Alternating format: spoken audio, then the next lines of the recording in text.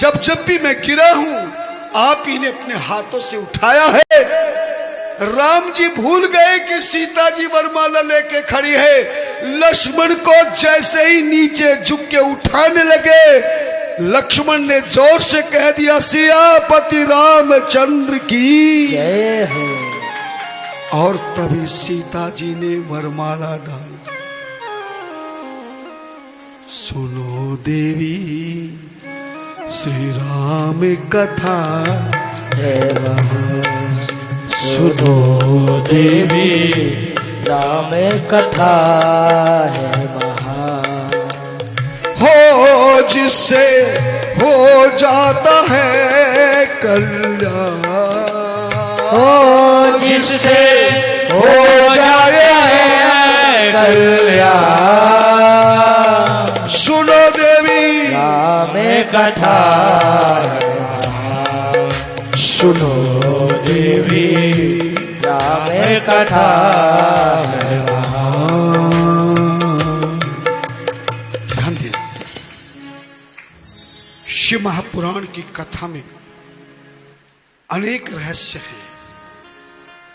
भगवान शिव के अनेक अवतारों को नाम लेने मात्र से कल्याण हो जाता।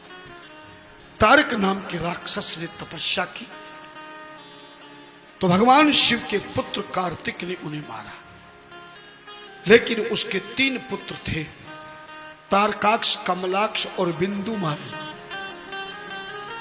तीनों बेटे जैसे बड़े हुए, माता ने कहा कि तेरे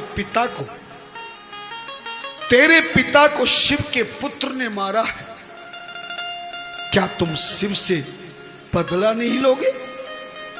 अपनी माता से पिता की मृत्यु का कारण सुन करके कमलाक्ष, बिंदुमाली और तारकाक्ष तीनों ने घोर तपस्या करी और तपस्या में ब्रह्मा से वरदान मांगा कि हमें अजर अमर कर दीजिए, हमारी मृत्यु कभी नहीं हो।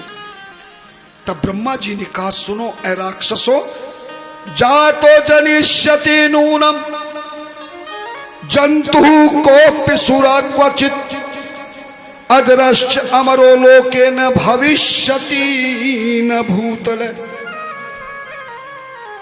ब्रह्मा ने कहा, मेरी सृष्टि का नियम है, जिसका जन्म हुआ है उसकी मृत्यु अवश्य होगी, इसलिए अजर अमर का वरदान मैं नहीं दे सकता। हां, तुम अपने मृत्यु का जिस प्रकार से मरना चाहो वैसा तुम मुझसे बताओ। तब तीनों राक्षसों ने कहा, तो सुनो महाराज, हम तीनों राक्षसों के लिए आकाश में 3 नगर बना दीजिए, एक सोने का, एक चांदी का, एक लोहे का, और ये तीनों नगर 1000 वर्ष तक समाप्त ना हो। 1000 वर्ष बीत जाने के बाद एक दिन ये तीनों नगर आपस में एक साथ मिल जाएंगे, और जैसे ये तीनों मिल जाएंगे उस समय भगवान शंकर देवताओं के रथ पर चढ़कर शिकारी का रूप धारण करके अग्नि बाण चलाएंगे। तब ये तीनों नगर भस्म होंगे और तब हम तीनों राक्षस मारे जाएंगे। इसके अलावा हमारी मृत्यु कैसे भी ना हो। ध्यान देना, ब्रह्मा ने 3 नगर बना दिए, एक सोने का, एक चांदी का, एक लोहे का।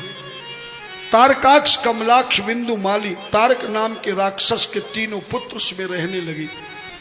मगर 1000 वर्ष में समस्त देवी देवताओं पे आक्रमण करके उनका राज्य छीन करके इंद्रासन पर खुद विराजमान हो गए। राक्षसों का राज्य हो गया, सब दुखी हो गए।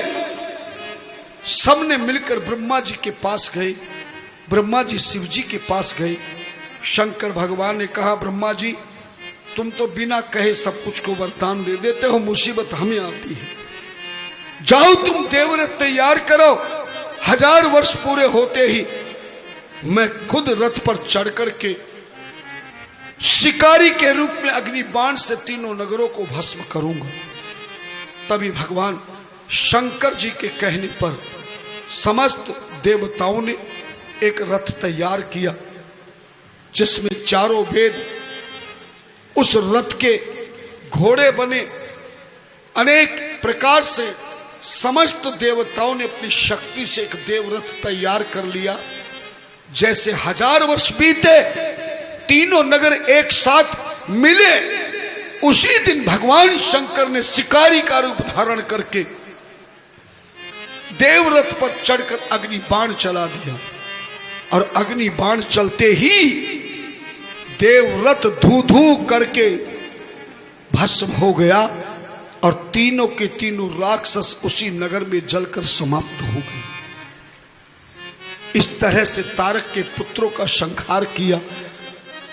परंतु ध्यान देना, भगवान शंकर ने कितने नगरों को भस्म किया? 3। जोर से बोलो। 3 नगरों का। और हमारे धर्म भाषा में नगर को पुर कहते हैं। क्या कहते हैं? पुर कहते हैं।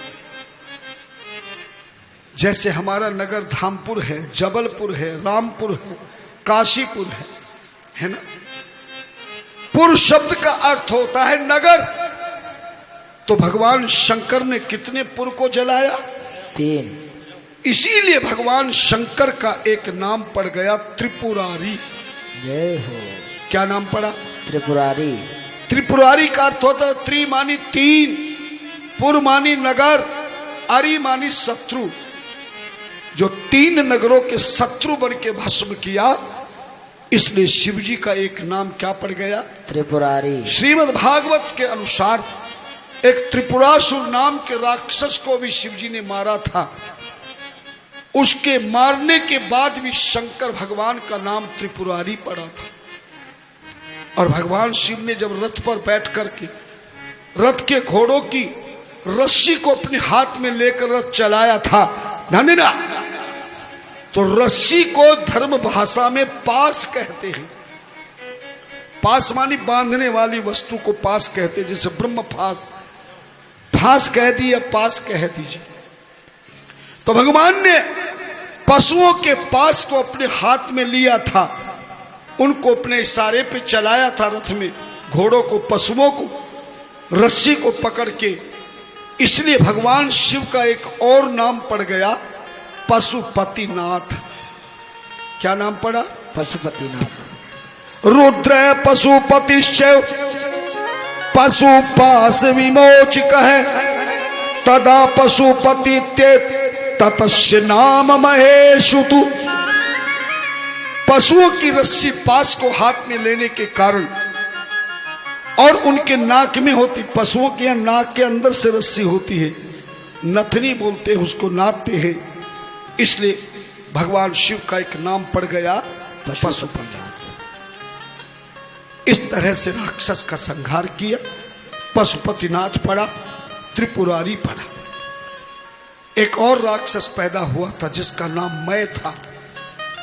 और ये मैं राक्षस कश्यप मुनि का पुत्र था और उनकी एक पत्नी जिसका नाम दनु था, उसके गर्भ से पुत्र पैदा हुआ जिसका नाम मैं रखा। आगे चल करके ये राक्षस बना, दानव बना, इसलिए इसका पूरा नाम मैं दानव हो गया। इसी की बेटी का नाम मंदोदरी था। मैं तनिया मंदोदरी नामा, परम सुंदरी नारी लला। ध्यान देना। तो मैं दानव यद्यपि राक्षस शरीर वाला था, पर शिवजी का परम भक्त था। एक बार समस्त देवी देवता भगवान शंकर की आराधना की और मैं दानव ने समस्त देवताओं के साथ में भगवान शिव की आराधना की। जब शिव प्रकट हो गए तो मैं दानव ने एक ही वरदान मांगा। मैं दानव ने वरदान मांगते हुए कहा, कदापि न असुरो भावो भवेन मम महेश्वरः, निर्भया श्याम सदानाथ मग्नस्तम भजने शुभे।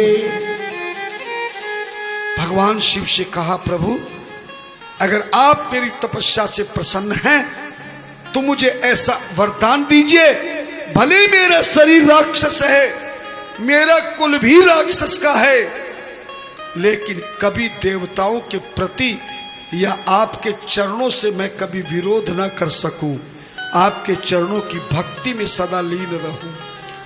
भगवान शिव ने वरदान दिया और इस मैं दानव को पाताल का राजा बना दिया और वरदान दिया कि तेरे यहां एक ऐसी बेटी पैदा होगी, यद्यपि उसका विवाह राक्षस से होगा, पर तेरी बेटी का नाम इतिहास में गाया जाएगा।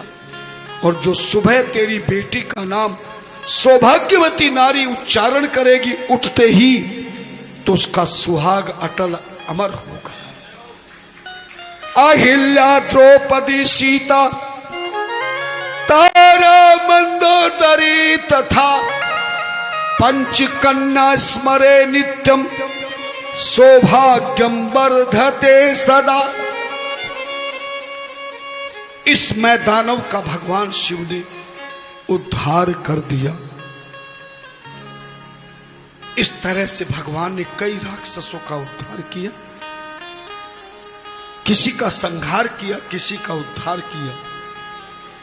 इसी प्रकार और आगे सूत जी राक्षसों की कथा सुना रहे हैं कि जालंधर नाम के राक्षस का संहार किया और द्वापर युग में भगवान शिव ने शंखचूड़ का भी संहार किया। और इन दोनों कथाओं में सनातन धर्मियों को बहुत सुंदर एक चीज का ज्ञान होता है कि तुलसा कितने प्रकार की होती है, सालग्राम कितने प्रकार के होते हैं और शंख कितने प्रकार के होते हैं। आप सभी को मालूम होगा, विज्ञान के अनुसार तो अनेक प्रकार की तुलसा कही गई है, लेकिन शिव पुराण शास्त्रों के अनुसार दो प्रकार की ही तुलसा होती है, एक राम तुलसा, एक श्याम तुलसा। जो हरे पत्तों वाली तुलसा होती है उस तुलसा का क्या नाम है? राम तुलसा। लेकिन जो मटमैले पत्तों वाली तुलसा जी का पौधा है वो श्याम तुलसा कहलाती है। राम तुलसा सतयुग में पैदा हुई और श्याम तुलसा द्वापर युग में पैदा हुई। चक्रशिला शालिग्राम और सपाट शालिग्राम, दो प्रकार के शालिग्राम होते हैं। एक देखा होगा चिकना चिकना गोल गोल, वो शालिग्राम होता है, और एक शालिग्राम वो होता है जिसमें चक्र बने होते हैं। और दो ही प्रकार के शंख होते हैं, एक बजने वाला शंख, एक लोकर में लक्ष्मी जी के साथ में रखने वाला शंख। बजने वाले शंख को वामवर्ती शंख कहते हैं। वाम शब्द का अर्थ होता बायां, लेफ्ट।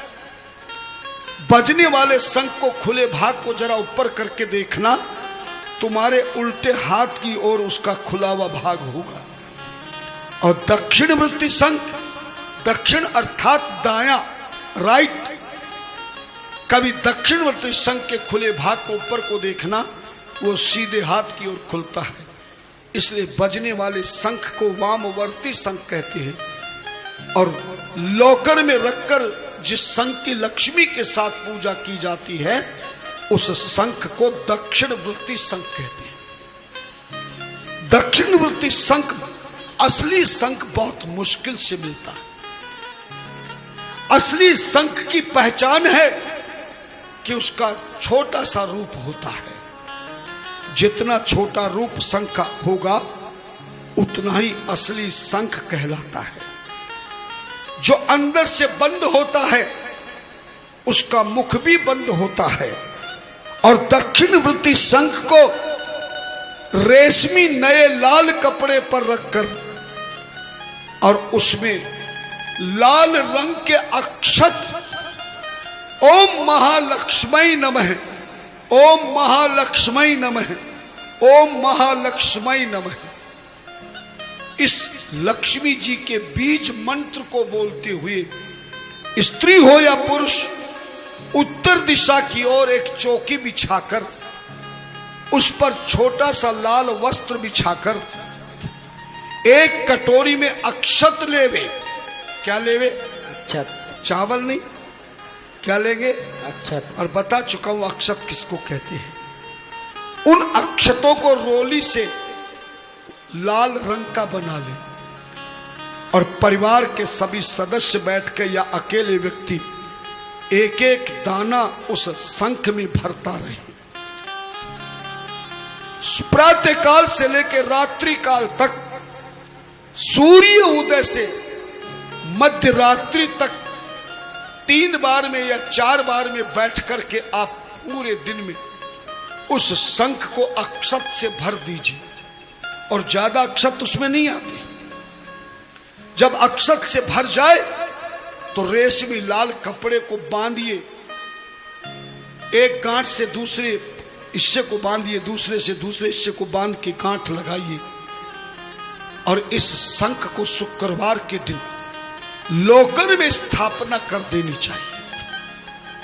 और यदि पारे का शिवलिंग पारे का लक्ष्मी गणेश मिल जाए तो जब इस शंख की आप अक्षत भरे तो पारे के गणेश लक्ष्मी को सामने रख करके उनकी भी पूजा करें। और इस दक्षिणवर्ती शंख और लक्ष्मी गणेश जो पारे के बने हैं उनको पंचामृत या कच्चे दूध से स्नान करा के, गंगा जल से स्नान करा के, फिर शुद्ध जल से स्नान करा के, कपड़े से पोंछ करके केसर का तिलक लगाएं और अक्षत भरें। कहते हैं कि पारे के गणेश लक्ष्मी इस स्फटिक का श्री यंत्र और दक्षिणवर्ती शंख जिस परिवार के खजाने में स्थापित हो गया, मैं आपको वचन देता हूं, मेरे 30 साल का अनुभव है, 1000 नहीं लाखों भक्तों का प्रमाण है, उसके घर में स्थिर लक्ष्मी का निवास होगा, सौभाग्य लक्ष्मी का निवास होगा, सुख और संपत्ति प्राप्त होगी। उसके घर में कभी दुख, रोग, संकट, समस्या, अकाल मृत्यु उस परिवार में नहीं होती जिसके लोकर में ये 3 चीजें होती हैं। कौन कौन सी चीज? पारे का गणेश लक्ष्मी, दक्षिणवर्ती शंख अक्षतों से भरा लाल कपड़े में बंधा हुआ, और तीसरा बताया था मैंने, भूल गए होंगे आप हैं? हाँ, स्फटिक का श्री यंत्र।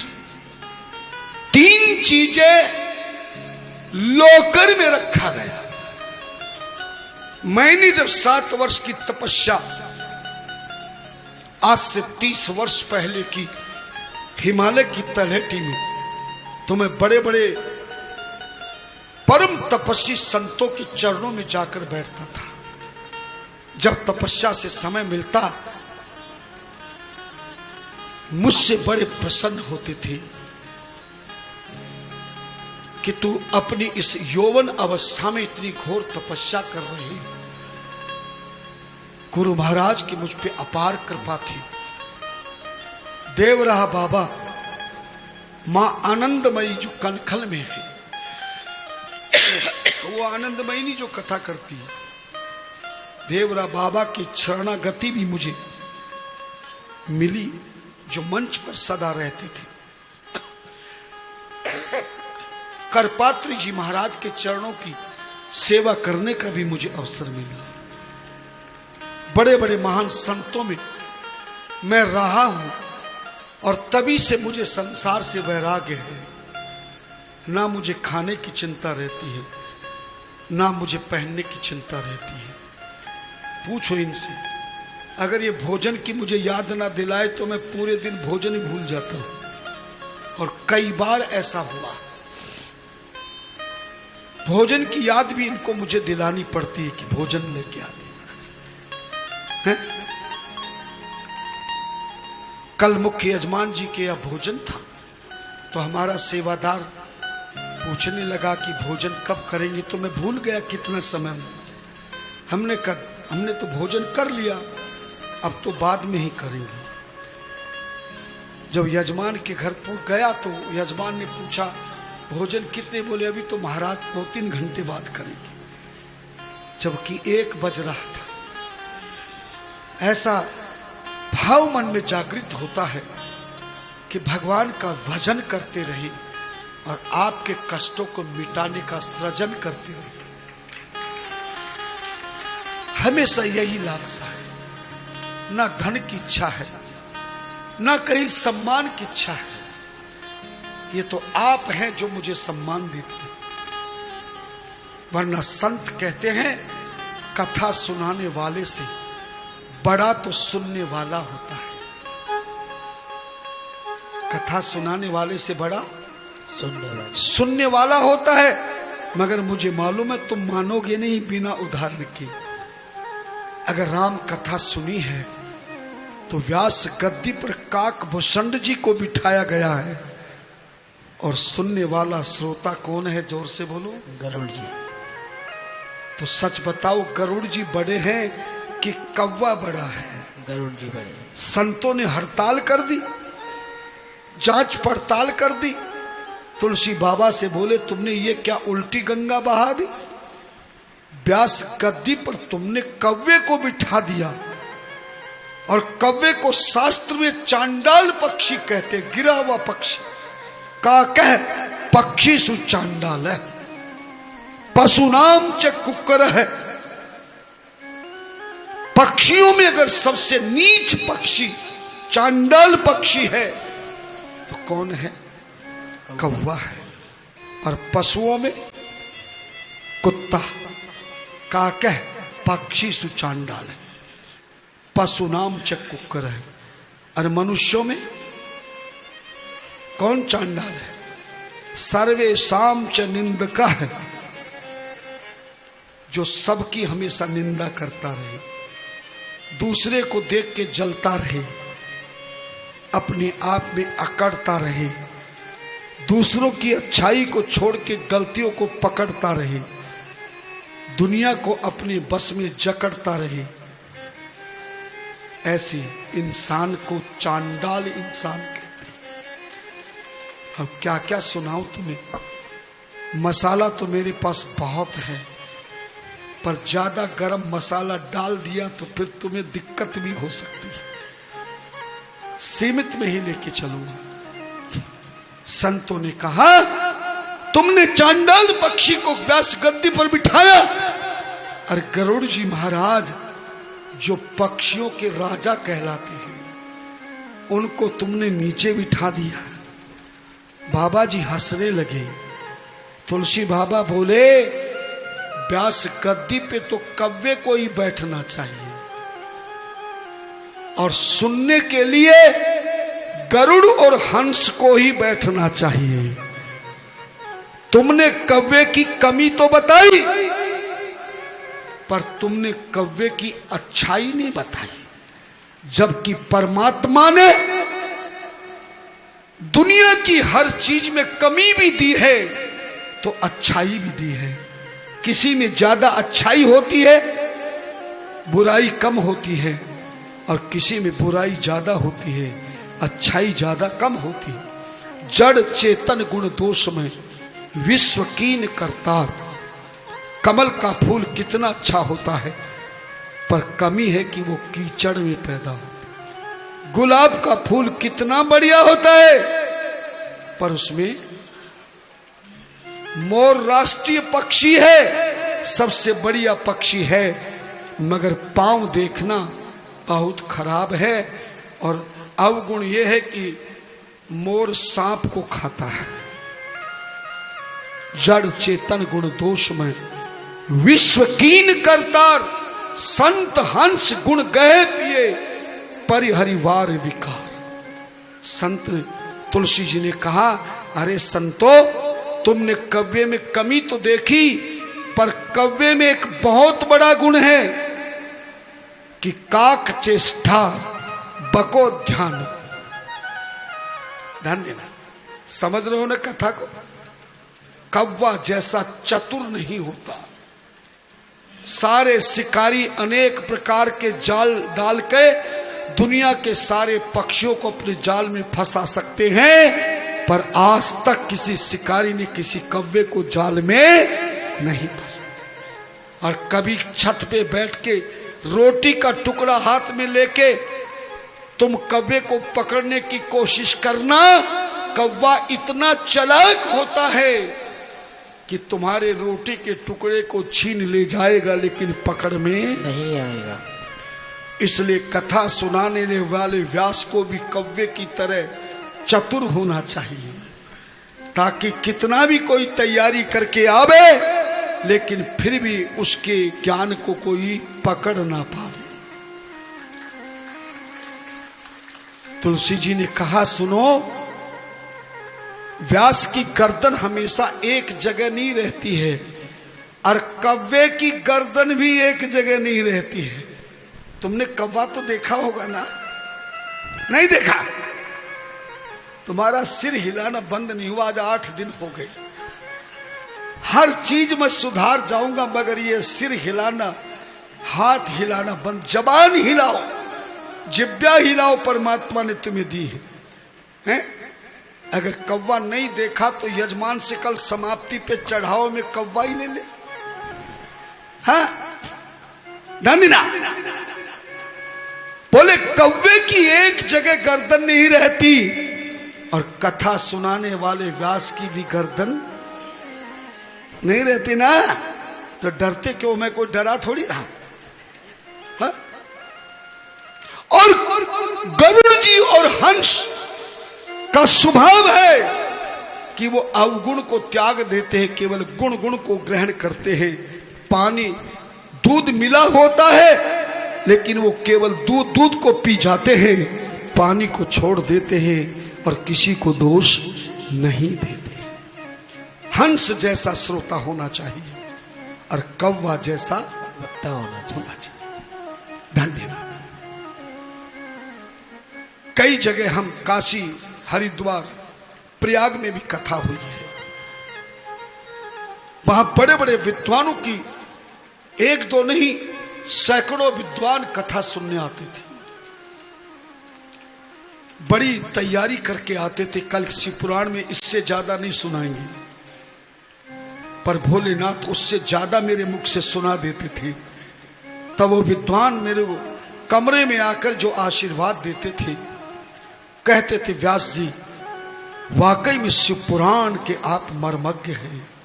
हम बहुत तैयारी करके आते हैं, शिव पुराण हमें तो कंठस्थ है, हर श्लोक कंठस्थ है, मगर आप हमारे श्लोकों से ज्यादा बढ़ जाते हैं और ऐसी शंका का समाधान शास्त्र प्रमाणिक कराते हैं कि सुनकर हमारा मन भी गदगद हो जाता है।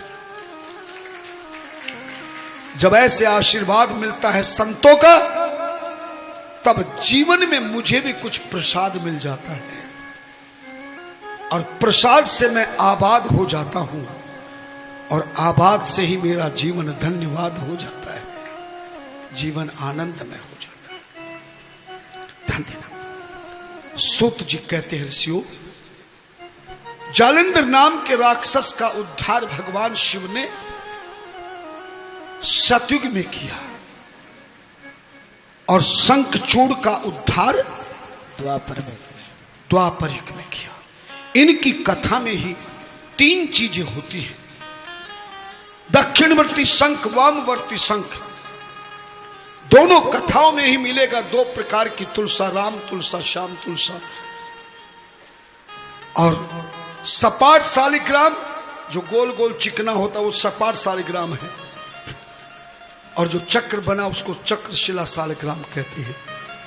कहते 3 चीज गल्ले में हो, खजाने में हो। कोई व्यापारी हो तो उसको भी अपने लोकर में, दुकान के गल्ले में ये 3 चीज रेशमी वस्त्र बिछाकर स्थापना कर लेनी चाहिए। शुक्रवार के दिन स्थापना करे। कौन कौन सी को?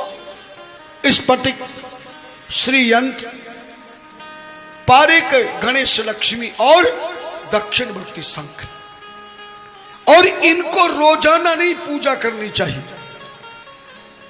केवल दर्शन कर सकते हो, पर रोज नहीं।